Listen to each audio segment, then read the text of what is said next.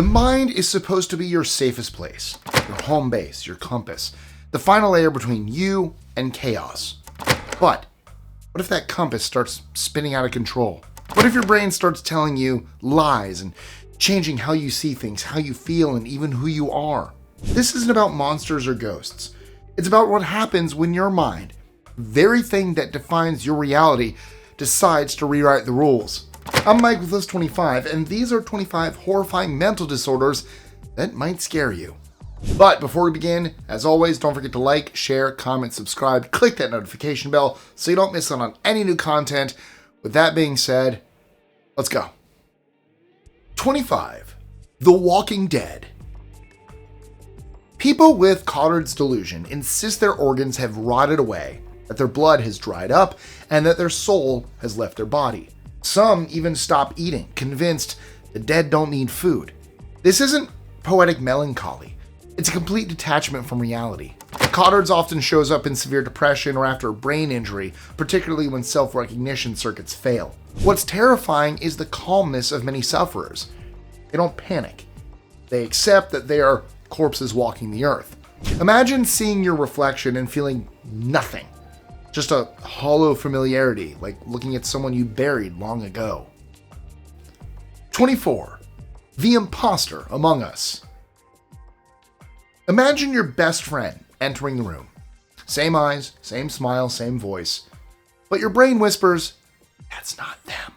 Capgras delusion splits facial recognition from emotional response, leaving you sure that your loved ones have been replaced by perfect doubles. It's heartbreak in the form of paranoia. Like, imagine looking at your mother and feeling nothing. No warmth, no history, just strangeness. So your mind invents a reason that this isn't her, it's an imposter.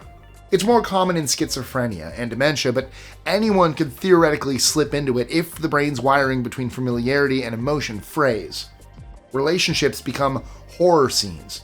Every visit, a confrontation with an actor wearing the face of someone you love. For those living it, home becomes a theater of strangers, and every familiar face becomes haunting. 23. The one behind every face. If Capgras is about losing trust, Fregoli is about losing boundaries. Sufferers believe different people are actually one single person in disguise. Same stalker, shape-shifting to follow them. It's like you pass a stranger on the street and your brain insists it's the same man who served you coffee, who stood behind you on the bus, who looked through your window last night. This disorder is named after an Italian quick change artist. But there's no applause here. Just paranoia on loop. Their mind believes that every encounter is staged. This delusion often follows head trauma or schizophrenia, where memory and emotion tangle into fear. Reality becomes claustrophobic. No new faces. Only one pursuer wearing 1,000 masks. The world isn't filled with people anymore. It's filled with versions of the same person who never stops watching. 22. Koro. Koro sounds strange until you realize how terrifying it is. It convinces men that their genitals are retracting into their abdomen and that death will follow once they disappear. Some try to hold themselves in place with string, clamps, even family assistance. Entire outbreaks have swept through regions of Southeast Asia, fueled by cultural fear and sexual shame. The brain misinterprets anxiety and bodily sensations as mortal danger, triggering a feedback loop that feels physical. Women experience similar fears about breasts or nipples shrinking. What ties every case together isn't anatomy, it's belief. Once the mind accepts the threat, the body responds with genuine pain, heat, and retraction sensations. 21. Becoming the beast. Clinical lycanthropy makes people believe they're transforming into animals. Wolves, dogs, snakes. Take your pick. They snarl, crawl, and insist they can feel fur, scales, or claws beneath their skin. Scans show disrupted activity in brain areas tied to body image, suggesting their transformation isn't imagination, but misfiring self-perception. The horror here is that people lose their ownership of their shape and size. One moment you're human, the next, you're something else entirely.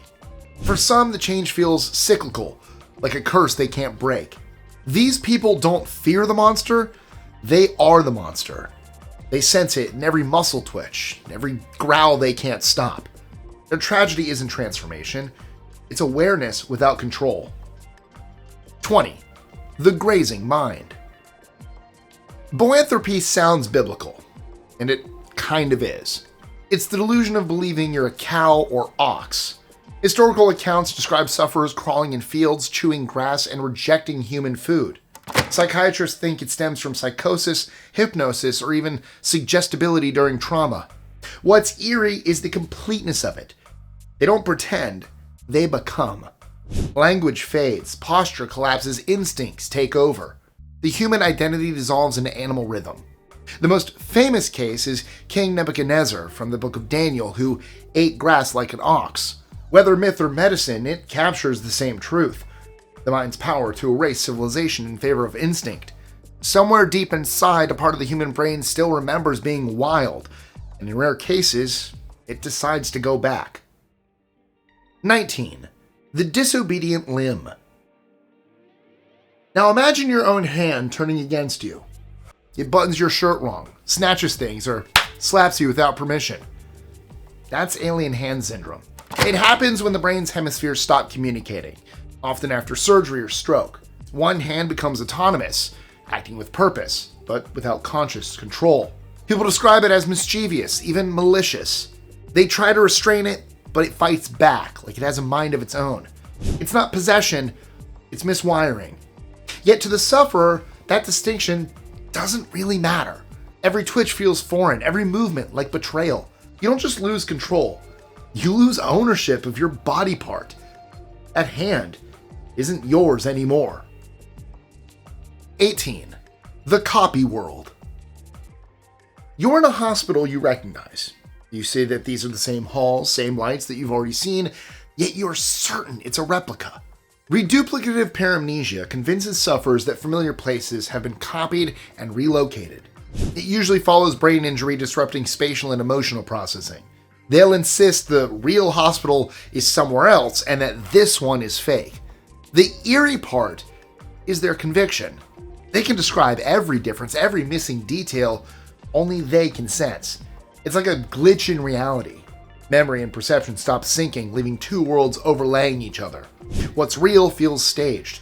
What's staged feels true. It's not imagination, it's a mental mapping error with existential consequences. When the brain's internal GPS fails, the whole world starts looking like a set built for you alone. Accurate, but wrong. 17. Distorted reality. You're sitting in your room when suddenly your hand stretches long as Mr. Fantastic. Your walls breathe, and time itself slows to syrup. That's Alice in Wonderland syndrome, a rare neurological distortion where object, space, and self-image warp beyond comprehension. It's linked to migraines, epilepsy, or viral infections, especially in children. The world becomes elastic. People see their bodies shrink or expand, clocks melt, voices echo at impossible volumes. The terrifying part? They know it's wrong. They can't trust their senses, but they can't escape them either. Imagine watching your coffee mug balloon into the size of a car and still knowing it's a mug. The condition isn't hallucination, it's misperception. Reality bends but never breaks, leaving you trapped inside a funhouse your brain refuses to turn off. 16. Delusional parasitosis. It starts with a tingle, then crawling, then panicking. People with Ekbom syndrome are convinced parasites live beneath their skin. They scratch until they bleed, desperate to extract invisible invaders. Some bring samples like lint, scabs, dust to prove infestations. Doctors call it delusional parasitosis. The torment isn't imaginary to them. It's constant, physical, alive. Neurologically, it's a sensory malfunction as nerves misfire, and the mind fills in the blanks with insects. Anxiety amplifies sensation until it becomes unbearable. You can treat the skin, but not the belief. Imagine feeling bugs moving under your flesh, hearing them whisper, watching your loved ones dismiss you. 15. The jealous mind. Othello syndrome makes love become an obsession. It's crazy to think that your partner is cheating when there's no proof of rationale, just confidence. Every text message, every late reply, and every smile is proof. The sufferer spirals into accusation, interrogation, and sometimes violence. It's more than jealousy. It's psychosis rooted in insecurity or neurological damage. Alcoholism and dementia often fans its flames. For the partner, it's an emotional prison. For the afflicted, it's torture dressed as righteousness. The mind feeds itself betrayal until rage feels like reason. 14. The Hoarder's silence. Diogenes syndrome is a slow implosion of daily life. People who suffer from it return to their apartments full of trash, rotting food, and the smell of death. They don't hoard because they're nostalgic. They do it because they're emotionally paralyzed and can't throw things away. Friends and family often find them too late, surrounded by things that show they were neglected. Shame goes away, and it's replaced by apathetic acceptance. It's more than laziness or eccentricity. It's a mind that's shut off from the instinct for self-preservation. The horror is that they're fine living in the filth, and they have no problem with it. 13. The unwanted voice. After a stroke, head injury, or severe migraine, some people wake up speaking with a completely different accent, one they've never learned. That's foreign accent syndrome. Imagine being from Texas and suddenly sounding British or speaking like a stranger in your own hometown. The speech muscles work fine, but the rhythm, pitch, and tone change are just enough to form an accent that feels alien. The mind still knows its native tongue, yet the mouth betrays it. For many, it's more than funny or curious. It's devastating. They feel like imposters inside their own voice, unable to sound like themselves ever again. 12. The living messiah of death. Rarely, Cotard's Walking Dead delusion collides with Jerusalem syndromes. It's rare, but every now and again, Cotard's Walking Dead delusion will collide with Jerusalem syndrome's holy fever, and I'll get to that later, creating something hauntingly unique. Sufferers believe they're both dead and divine. They walk through holy cities claiming to be resurrected gods or prophets. They're convinced that death was just a step in their spiritual mission. The mind splits reality into sacred decay. The rotting flesh becomes proof of holiness. Doctors have documented such cases in pilgrims overwhelmed by faith and trauma. They speak clearly, proclaiming enlightenment through death, often fasting or self-harming as ritual. It's not possession nor theatrics. It's delusion fused with devotion. The brain merges fear and transcendence until identity dissolves completely. 11. The vanishing self. Cotard-Type nihilistic delusion is a cousin of the classic Cotard's, but darker, more abstract. Instead of believing they're physically dead, sufferers insist that they, the world, or reality itself, doesn't exist at all. Food isn't real to them. Time is just an illusion. People are hollow projections. They wander through life like a ghost in a simulation, detached from sensation and meaning. Conversations sound distant, as though they're listening from underwater. Doctors describe it as pure existential collapse, the brain's machinery for being real switched off. It often emerges after trauma or severe depression, a defense that overshoots survival by erasing everything. 10. The holy madness. Arriving in Jerusalem, some visitors don't just see history, they become it. Jerusalem syndrome causes intense religious delusions, usually in otherwise sane tourists. They start preaching in the streets, dressing like prophets, claiming divine missions. The air in the sacred city seems to bring out something deep and powerful. Psychiatrists argue that spiritual intensity and societal pressures caused a psychotic collapse. For sufferers, the moment feels transcendent, and their purpose becomes divine. When it fades, many are confused, ashamed, or heartbroken. Imagine walking into a sacred place as yourself and walking out convinced you're the Messiah. 9.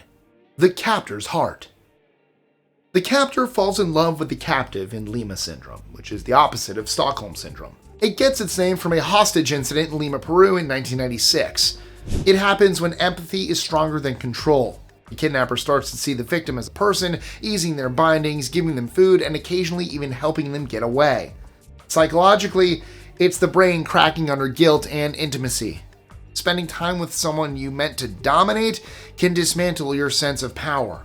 What's eerie is the sincerity. These aren't fake emotions. They're dissonant compassion blooming in dark soil. 8. The prisoner's loyalty. In Stockholm Syndrome, hostages bond with their captors, defending them, even loving them. The term was coined after a 1973 bank robbery in Sweden where victims refused to testify against their abductors. Psychologists see it as a survival instinct, the brain aligning with danger to reduce fear, and where love sometimes becomes a strategy. Over time, terror is replaced by gratitude. It's one of the cruelest coping mechanisms evolution ever built. Victims rationalize abuse, and in captivity, convinced kindness means care. 7. Blind, but seeing. Imagine being completely blind, but denying it, insisting you can still see. That's Anton Babinski syndrome. It's caused by brain damage to the visual cortex. It leaves the sufferer blind, but unaware of it. When questioned, they'll describe surroundings in detail, often inventing scenes to cover the gaps. The mind refuses to admit the loss, fabricating vision to maintain self-image. It's not arrogance, it's neural denial. This confabulation can be almost poetic, as though the brain would rather dream than face darkness. You can't reason someone out of it because that part of their brain that processes truth is the same one lying. 6. The hunger within. Autophagia turns self-destruction into compulsion. It's the uncontrollable urge to bite, chew, or eat parts of one's own body, hair, nails, even flesh. For some, it begins as anxiety relief. For others, it's psychosis. The pain becomes scarily soothing, the bleeding grounding. It's horror made intimate as the body consumes itself to feel alive. In severe cases, sufferers mutilate themselves beyond recognition, trapped in a loop of relief and regret. It's related to impulse control disorders, but carries existential dread as the mind turns predator on its host. Each act feels like both punishment and comfort, as though pain momentarily restores control. 5.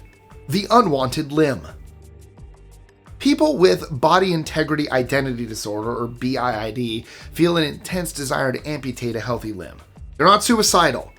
They just believe part of their body doesn't belong. It's as if their mental body map ends before the limb does. Some go so far as freezing or injuring themselves to force surgery. Neuroscientists suspect dysfunction in the right parietal lobe, where body ownership is processed. It's chilling because it's not about vanity, it's identity. These people often talk about how peaceful it is after an amputation, when the mind and body finally come together. 4. The erotic divide. Apotemnophilia twists attraction into obsession. It's a condition where a person experiences sexual arousal at the thought of being an amputee or seeing amputees. It often overlaps with BIID, but stems from different wiring, merging body image with desire. For sufferers, fantasy blurs with fulfillment. Losing a limb becomes tied to intimacy and identity. To outsiders, it seems grotesque, but to them it feels necessary and even beautiful. Neurologically, it may be linked to mismatched neural maps of sexuality and physical form. It's not about lust, it's about congruence. The horror lies in its logic, the mind convincing you that only through disfigurement can you feel whole. Apotemnophilia exposes how desire, when rewired, can turn self-love into self-erasure. 3. Folie à deux. Shared psychotic disorder, or folie à deux, occurs when two or more people share the same delusion.